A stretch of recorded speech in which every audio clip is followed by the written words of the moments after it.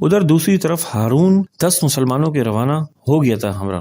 وہ بصرہ سے چل کر شیراز پہنچا اور مکران ہوتا ہوا نیرون کی حدود میں سے گزر کر سندھ میں داخل ہوا۔ چونکہ کا وہ قاصد تھا اس لیے جس شہر یا قصبے میں جاتا تھا پہلے بتا دیتا تھا کہ وہ سفیر ہے اور راجہ داہر کے پاس جا رہا ہے، اس لیے کسی نے اس سے سوال جواب نہ کیے۔ بالآخر طے منازل اور قطع مراحل کے بعد وہ الور میں داخل ہوا۔ الور کا قلعہ نہایت بلند اور بہت کچھ لمبا چوڑا تھا۔ یہ قلعہ دیبل کے قلعے سے دگنا وسیع اور بہت کافی بلند تھا۔ آبادی گنجان تھی، بازار پر رونق تھے، سڑکیں اچھی حالت میں تھیں، صفائی کا بھی اچھا انتظام تھا۔ دیبل سے زیادہ یہاں مندر تھے۔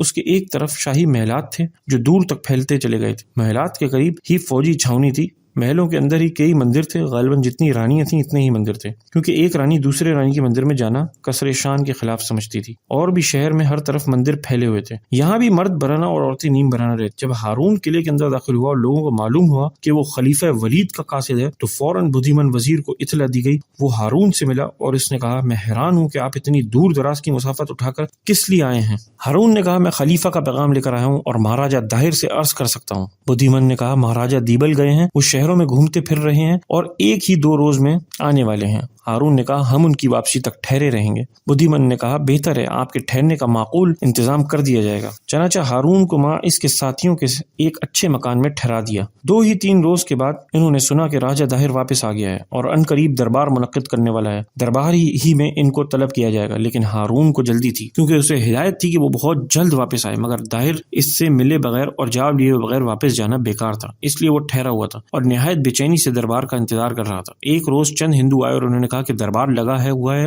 آپ کو مہاراجہ داہر نے طلب کیا ہے۔ فوراً یہ سب لوگ ہتھیار لگا کر ان کے ساتھ ہو گئے۔ دربار کی عمارت محلوں کے قریب تھی۔ یہ لوگ اس عمارت میں داخل ہوئے۔ نہایت شاندار عمارت بھی خوب سجائی گئی تھی۔ یہ کمرہ نہایت وسیع تھا۔ اس میں 2 رویہ کرسیاں بچھی ہوئی تھیں۔ کرسیوں پر درباری بیٹھے تھے مگر سب دھوتیاں باندھے ہوئے ننگے بدن تھے۔ کمرے کی سطح سے 3 گز اونچا ایک چبوترا تھا، اس پر سنگھاسن تھا اور راجہ داہر اس پر بیٹھا تھا۔ اس کے داہنی طرف اس کی بہن ماٹی، جس سے اس نے شادی کی تھی اور جو اب رانی بن گئی تھی، بیٹھی تھی۔ اس کے قریب ہی حسین و پرین جمیل رانی لادی ایک تکیے کے اوپر جھکی ہوئی تھی اور بائیں طرف تیسری رانی تھی۔ یہ تینوں رانیاں اعلیٰ قسم کی ساڑیاں، شلوکے اور زیورات پہنے ہوئی تھیں۔ ایک تو وہ تینوں تھیں حسین، دوسرے ان کے لباس اور زیورات نے انہیں اور بھی حسین بنا دیا، مگر ان تینوں میں سب سے زیادہ خوبصورت رانی لادی تھی۔ کچھ نوجوان کنیزیں تخت کے پیچھے کھڑی مغز رانی کر رہی تھیں۔ چبوترے کے نیچے بدیمن وزیر اور جیسیا راجہ داہر کا بیٹا کرسیوں پر بیٹھے تھے۔ تمام درباری، راجہ، رانیاں اور کنیزیں غرض کے سب خاموش تھے اور مسلمانوں کو دیکھ رہے تھے۔ ہارون اور سارے مسلمان بغیر کسی جھجک کے بڑھ کر چبوترے کے قریب جا کھڑے ہوئے۔ بدیمن وزیر نے ہارون سے کہا، اگر تم خلیفہ کا کوئی مراسلہ لائے ہو تو پیش کرو۔ ہارون نے کہا، جی ہاں، میں ایک مراسلہ لایا ہوں، لیکن اعلیٰ حضرت خلیفہ مسلمین کا نہیں بلکہ بدیمن نے قطع کلام کرتے ہوئے دریافت کیا اور ہارون نے کہا، اعلیٰ حضرت کے شرقیہ کے وائسرائے حجاج کا۔ بدیمن، خیر کسی کا ہو دو تاکہ مہاراج کے حضور میں گزارا جائے۔ ہارون نے مراسلہ نکال کر بدیمن کو دیا۔ بدیمن اسے لے کر سیڑھیوں پر چڑھا اور داہر کے سامنے جا کھڑا ہوا۔ داہر نے دریافت کیا، یہ کیا ہے؟ بدیمن نے کہا، اندھا خلیفہ کے وائسرائے حجاج کا مراسلہ ہے۔ داہر نے کہا، اسے کھول کر پڑھو مگر باواضح بلند۔ بدیمن نے کہا، بہت اچھا۔ اب بدیمن نے پڑھنا شروع کیا۔ لکھا تھا، بسم اللہ الرحمن الرحیم، اللہ کے نام سے شروع جو بڑا مہربان نہایت رحم والا ہے۔ یہ خط حجاج بن یوسف کی طرف سے ہے، مہاراجہ داہر کے نام جو سندھ کا حکمران ہے۔ مجھے افسوس کے ساتھ یہ بات عرض کرنی ہے کہ 58 مسلمان جن میں مرد، عورتیں اور بچے سب شامل ہیں، جزیرہ سراندیب سے بصرہ آ رہے تھے۔ بدقسمتی سے طوفان آ گیا اور جہاز دیبل کے ساحل پر جا پہنچے۔ وہاں آپ کے سپاہیوں نے انہیں گرفتار کر لیا۔ مجھے خیال ہے کہ یہ ناخوشگوار واقعہ کسی غلط فہمی کی وجہ سے ہوا ہے، ورنہ ہمارے اور آپ کے درمیان مناقشت نہیں ہے۔ ہم مسلمان کسی مسلمان کو کسی مصیبت میں گھرا ہوا نہیں دیکھ سکتے۔ ہر مسلمان کا یہ فرض ہے کہ وہ مصیبت زدہ مسلمانوں کی مدد کرے۔ اس لیے میں عرض گزار ہوں کہ گرفتار شدہ مسلمانوں کو رہا کر کے تمام مسلمانوں کو مشکور فرما دیں۔ داہر خط سن کر ہنسا۔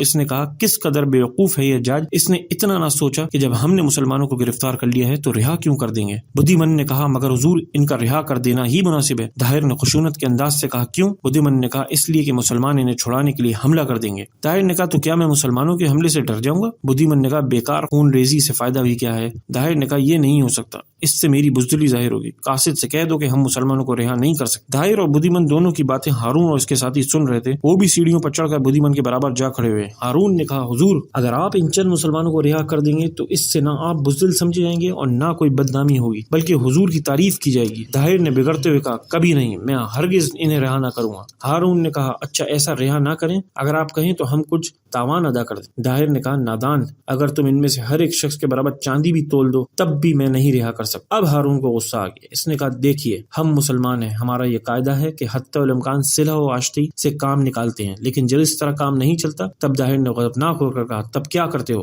تو ہارون نے کہا تو ہم تلوار سے کام لیتے ہیں اور پھر ہماری تلوار ہر کام کرا لیتی ہے۔ طاہر نے غصے سے چیختے ہوئے کہا مجھے تمہاری تلوار ہی دیکھنا ہے۔ ہارون نے کہا فضول ضد نہ کرو، اس کا انجام اچھا نہ ہوگا۔ طاہر نے کہا خبردار، میری توہین کی سزا موت ہے۔ ہارون نے کہا کیا آپ کے درباریوں میں سے کسی کو یہ ضرورت ہے کہ وہ ہماری طرف آنکھ اٹھا کر بھی دیکھ سکے؟ اگر کوئی ہے تو ہم اسے دیکھنا چاہتے ہیں۔ طاہر نے درباریوں پر نگاہیں ڈالی، تمام درباری نظریں نیچے کیے خاموش بیٹھے تھے۔ طاہر نے کہا تم ان بہادروں کو دیکھو، یہ سب بڑے دلیر ہیں، جب تم لڑنے آؤ گے تب ان کی دلیری کا تماشا دیکھ، کیونکہ تم قاصد ہو اس لیے معاف کیا جاتا ہے۔ ہارون کو جوش اور غصہ آ رہا تھا، اس نے کہا بہادر ہیں، ایسے ہی بہادر ہوتے، اگر انہیں بہادری کا ضمن ہے تو ان سے کہیے کہ ہمارا مقابلہ کریں۔ بدھی مند نے نرم لہجے میں کہا مسلم نوجوان غصہ نہ کرو، دربار میں خون ریزی نہیں کی جاتی، تم حجاج سے کہہ دو کہ مہاراج مسلمانوں کو رہا نہیں کرتے ہیں۔ ہارون نے کہا بہتر ہے، راجہ سے انتظار کیجیے اس وقت کا جب کہ شیران اسلام چاروں طرف سے تم پر ٹوٹیں گے اور تمہارا سر کاٹ کر تمہارے غرور کو خاک میں ملا دیں گے۔ طاہر کو بہت غصہ آیا، اس نے جوش میں آ کر تلوار کھینچی، لیکن ابھی تلوار میان سے باہر بھی نہ نکلی تھی کہ ماٹی نے اس کا ہاتھ پکڑ کر کہا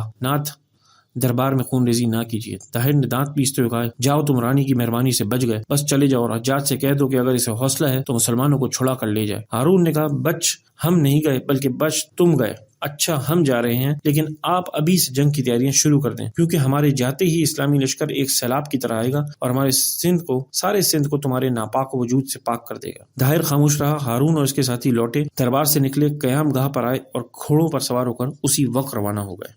جوگنی کا لوگ احترام نہ کرتے تھے بلکہ اس سے ڈرتے تھے، چونکہ اس سے جادوگرنی سمجھتے تھے، اس لیے اس کی تعظیم کرتے تھے، نیز اس کے غصے سے محفوظ رہنا چاہتے تھے۔ جوگنی آ رہی تھی، اس کے ہاتھ میں ایک لمبا نیزہ تھا، وہ آ کر جب کھڑی ہوئی تو ہمارے سارے ہندو مرد اور عورتیں نظریں جھکا کر کھڑے ہوئے، البتہ مسلمان اس کی طرف دیکھتے رہے۔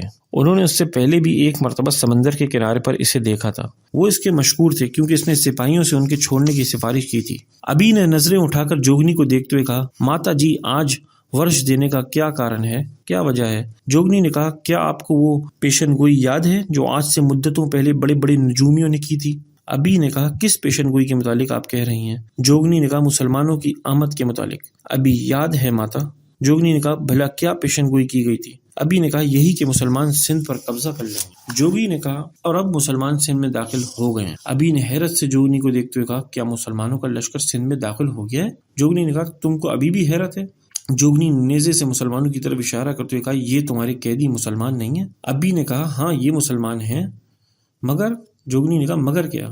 ابھی نے کہا یہ قیدی ہیں۔ جوگنی نے کہا اور ان قیدیوں کی وجہ سے سندھ مصیبت میں مبتلا ہو جائے گا۔ سمنی نے جوگی کی طرف دیکھتے ہوئے کہا کس طرح سے ماتا؟ جوگنی نے کہا مسلمانوں میں اس قدر اتفاق ہے اور اتحاد ہے کہ اگر ان کا ایک آدمی بھی کسی ملک میں گرفتار کر لیا جاتا ہے تو ساری دنیا کے مسلمان بے قرار ہو کر اس کو چھڑانے کے لیے اٹھ کھڑے ہوتے ہیں۔ سمنی نے کہا کہ آپ کے خیال میں مسلمانوں کو خلیفہ ان مسلمانوں کو چھڑانے کے لیے اتنے دور دراز کے فاصلے سے آئے گا؟ جوگنی نے کہا یقیناً تم مسلمانوں کو نہیں جانتے ہو مگر مجھے ممکن نظر آ رہا ہے۔ سمنی نے کہا اگر انہوں نے ایسی جرت کی بھی تو ہم سندھی ہر حملہ آور مسلمان کو مار ڈالیں گے۔ جوگنی نے کہا غیر ممکن ہے، اگر تم ان کے ایک دو لشکروں کو شکست بھی دے دو گے تب بھی ان کا سلسلہ اس وقت تک ختم نہ ہوگا جب تک کہ وہ تم سے انتقام نہ لے لیں گے۔ سمنی نے کہا کیا ہم سندھی ان کا مقابلہ نہ کر سکیں گے؟ جوگنی نے کہا بالکل نہیں۔ جوگنی نے جوش میں آ کر ایسا کہا ایسا ہی ہوگا، افسوس جو کچھ مجھے نظر آ رہا ہے اسے تم نہیں دیکھ سکتے۔ سمنی نے کہا ماتا جی ہم کو بھی دکھا دیجیے۔ جوگنی کچھ سوچنے لگی۔ ابھی نے کہا ہاں دکھا دیجیے ماتا جی۔ جوگنی نے آہستہ آہستہ سے سر اٹھا کر کہا اچھا میں تو تم کو دکھا دوں گی مگر ان داسیوں سے کہہ دو کہ وہ اپنے کمروں میں چلی جائیں۔ سمنی نے کہا ماتا جی انہیں بھی دیکھ لینے دیجیے۔ جوگنی نہیں یہ ڈر جائیں گی۔ داسیوں نے جھک کر کہا نہیں ماتا جی ہم ڈریں گے نہیں۔ جوگنی نے کہا اچھا تم جانو، مجھے گرو نے جو علم دیا ہے آج سب کے سامنے اس علم کا کرشمہ دکھاتی ہوں، مگر اسے دیکھنے سے پہلے یہ بتا دوں کہ جو واقعات نظر آئیں گے وہ پیش آنے والے ہیں، گزرے ہوئے نہیں ہیں۔ سمنی اچھا ماتا۔ جوگنی پیچھے ہٹ کر تن کر کھڑی ہو گئی۔ اس نے زیر لب کچھ پڑھنا شروع کیا، پڑھتی رہی، دیر تک پڑھتی رہی، کبھی کبھی اپنے سر کو جھٹکا دے لیتی تھی۔ اس کے سر کے غبار آلود گنجان بال اس کی پشت اور سینے پر بکھر گئے تھے، اس کا چہرہ سرخ ہو گیا تھا، آنکھیں لال انگارہ بن گئی۔ اس کی صورت نہایت خوفناک معلوم ہونے لگی۔ اب اس نے نیزہ آسمان کی طرف اٹھا کر بلند آواز سے کہا، دیکھو۔ سب کی نگاہیں آسمان کی طرف اٹھ گئیں۔ اس وقت مطلع بالکل صاف تھا، آفتاب چمک رہا تھا۔ جوگنی کے نیزے سے کچھ شعاعیں نکلی اور فضا میں پھیلنے لگیں۔ تھوڑی ہی عرصے میں نیزے سے نکلی شعاؤں نے آفتاب کی شعاؤں کو ڈھک لیا اور اب ایسا سما بن گیا جیسے کہ ہلکا سا ابر آ گیا ہو۔ سب کی نظریں آسمان کی طرف لگی ہوئی تھیں۔ ان کے دیکھتے ہی دیکھتے آسمان پر جنگل نظر آنے لگا، درخت، دریا، سبزہ سب صاف طور پر معلوم ہونے لگے۔ سب نہایت حیرت سے اس منظر کو دیکھ رہے تھے۔ 11 سوار گھوڑے دوڑاتے نظر آئے، ان کا لباس اربوں کا سا تھا۔ جوگنی نے کہا، قاصد، یہ قاصد ہیں، مہاراجہ داہر کے دربار میں آ رہے ہیں۔ وہ نکلے چلے گئے اور تھوڑی عرصے کے بعد پھر نمودار ہوئے۔ جوگنی نے پھر کہا، قاصد ناکام واپس جا رہے ہیں۔ وہ پھر غائب ہو گئے اور کچھ ہی وقفے کے بعد ہزاروں سوار اسی لباس میں نظر آئے۔ 20 علم لہرا رہے تھے۔ یہ علم اسلامی تھے اور ایک بڑا علم تھا جو کہ ایک نوجوان کے ہاتھ میں تھا۔ وہ نوجوان نہیں بلکہ ایک لڑکا تھا جس کی عمر 17 سال کی تھی۔ ابھی مونچھے داڑھی کچھ بھی نہیں نکلا تھا، نہایت شاندار اور بڑا تھا۔ جوگنی نے کہا، دیکھو فاتح سندھ کی صورت دیکھو۔ اب اس نے پھر کچھ پڑھنا شروع کیا اور رفتہ رفتہ جنگل، دریا اور سبزہ وغیرہ سب غائب ہو گیا اور آفتاب اپنی پوری آب و تاب سے چمکنے لگا۔ جوگنی نے اپنا نیزہ جھکا لیا۔ اب بھی اس کا چہرہ لال اور آنکھیں سرخ ہو رہی تھی۔ سب پھر جوگنی کی طرف دیکھنے لگے۔ وہ اب بھی کچھ پڑھ رہی تھی۔ تھوڑی دیر کے بعد اس نے کہا، دیکھ لیا تم سب نے؟ ابھی نے کہا، ہاں ماتا دیکھ لیا، آج تم نے ایک نئی بات دکھائی ہے۔ جوگنی نے کہا، میں پہلے ہی یہ سب کچھ دیکھ چکی ہوں۔ ابھی نے کہا، مگر ماتا جی اس سے یہ کہاں معلوم ہوا کہ لڑائی بھی ہوگی؟ جوگنی نے کہا، میں نے ان نازین داسیوں کے ڈر جانے کے اندیشے سے جنگ کا منظر نہیں دکھایا ہے۔ سمنی، تو ماتا آپ کو جنگ کا نتیجہ بھی معلوم ہو گیا ہے؟ جوگنی نے ہاں۔ سمنی نے کہا، کیا ہوگا؟ جوگنی نے کہا، داہر کی حکومت مٹ جائے گی، ہزاروں عورتیں بیوہ اور ہزاروں بچے یتیم ہو جائیں گے، ملک ویران ہو جائے گا۔ سمنی نے کہا، مگر جو لڑکا نظر آیا ہے وہ فاتح سندھ نہیں ہو سکتا۔ مگر ماتا اطمینان رکھو، اگر یہ لڑکا لڑنے کے لیے آیا تو اس شیر خوار بچے کا خاتمہ کر دیا جائے گا۔ جوگنی ہنسی اور اس نے کہا، مگر یہی بچہ سندھیوں کا قافیہ تنگ کر دے گا۔ سمنی نے کہا، کبھی نہ کر سکے گا۔ جوگنی نے ابھی کی طرف دیکھتے ہوئے کہا، پنڈت جی، قسمت کا لکھا نہیں مٹ سکتا، یہ ملک کو تباہ کرنے پر تلے ہوئے ہیں، ان کی مت ماری گئی ہے، میرا کام سمجھانا تھا، سمجھا دیا، اب تم اپنی فکر کرو۔ سمنی چلا گیا، پانڈے اور داسیاں بھی چلی گئیں۔ ابھی قیدیوں کو لے کر اس برج میں پہنچا جو مندر کے قریب ہی تھا۔ اس نے دروازہ کھولا اور اس کے اندر داخل ہوا اور قیدیوں کو لے کر زینے سے نیچے اترنے لگا۔ یہ زینہ کافی چوڑا تھا، سیڑھیاں چوڑی تھیں، لیکن جو وہ نیچے اترتا گیا اندھیرا بڑھتا گیا۔ چنانچہ جب یہ سب نیچے ایک کمرے میں پہنچے تو وہاں گھٹا ٹوپ اندھیرا چھایا ہوا تھا۔ ابھی تمام تہخانے سے بخوبی واقف تھا۔ وہ ٹٹول کر ایک طرف بڑھا اور اس طرف کا ایک دروازہ کھول کر دوسری طرف نکل گیا۔ مسلمان بھی اس کے ساتھ ہی پہنچے۔ اب وہ ایک کشادہ کمرے میں پہنچ گئے۔ یہاں روشن دانوں کے ذریعے سے روشنی اور ہوا آ رہی اور اس قدر اجالا تھا کہ ہر چیز ذرا صاف نظر آتی۔ ابھی نے مسلمانوں سے کہا، اگر میں تم کو کھول دوں تو تم میرے ساتھ کوئی زیادتی تو نہ کرو گے؟ کئی مسلمانوں نے کہا، بالکل نہیں، ہم احسان فراموش نہیں ہیں۔ ابھی نے کہا، میں نے مسلمانوں کی یہی تعریف سنی ہے، اچھا میں تم کو کھولے دیتا ہوں۔ ابھی نے ایک مسلمان کی رسیاں کھول دیں اور پھر دوسرے کی کھولنے لگا۔ ایک کی اس نے کھولی اور دوسرے کی مسلمان نے کھول دیں۔ اس طرح سے نہایت عجلت کے ساتھ سب کی رسیاں کھول دی گئیں۔ رسیاں کھل جانے سے مسلمانوں کی تکلیف میں کچھ افاقہ ہو گیا، خصوصاً عورتوں اور بچوں کو تو بہت ہی آرام ملا۔ مسلمانوں نے ابھی کا شکریہ ادا کیا۔ ابھی نے کہا، میں انسان ہوں اور تم بھی انسان ہو، میری انسانیت مجھے مجبور کرتی ہے کہ میں تمہاری خدمت کروں۔ محمد اسلم نے کہا، اگر خدا نے ہم کو آزاد کر دیا تو ہم آپ کے اس احسان کا معاوضہ ضرور ادا کر دیں گے۔ ابھی نے کہا، مجھے اس کا یقین ہے، تمہیں جب اور جس چیز کی ضرورت ہو بلا توقف مجھ سے کہہ دینا۔ محمد اسلم، بہت اچھا۔ ابھی نے کہا، اچھا اب میں رخصت ہوتا ہوں۔